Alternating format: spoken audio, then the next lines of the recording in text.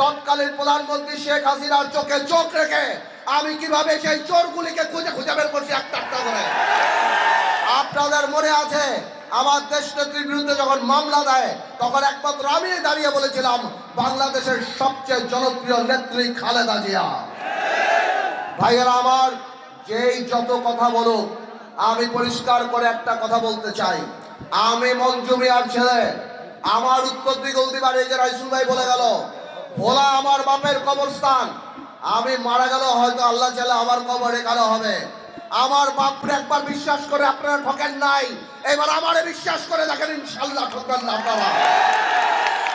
এই ভোলার উন্নয়ন ইনশাল্লাহ আমাদের হাত দিয়েই হবে। প্রত্যেকটা প্রার্থী আপনাদের কাছে একটাই কথা বলে যাবে, আমরা ভোলা বরিশাল সেতু করে দেব, বলবে আমরা মেডিকেল কলেজ করব, বলবে আমরা বিদ্যুৎ দেব, আমরা গ্যাস দেব। আমিও একই কথা বলি, কিন্তু আপনাদের মনে রাখতে হবে আপনারা বিশ্বাস করেন কোন প্রার্থীকে, সেটাই সবচেয়ে বড় কথা। আমি পারতো ইনশাল্লাহ সংসদে যদি যাই, আল্লাহ যদি নেয়, আপনারা যদি সাথে থাকেন, আমি প্রথম দিন ভোলা বরিশাল সেতুর ব্যাপারে সংসদ গরম করে ফেলবো ইনশাআল্লাহ।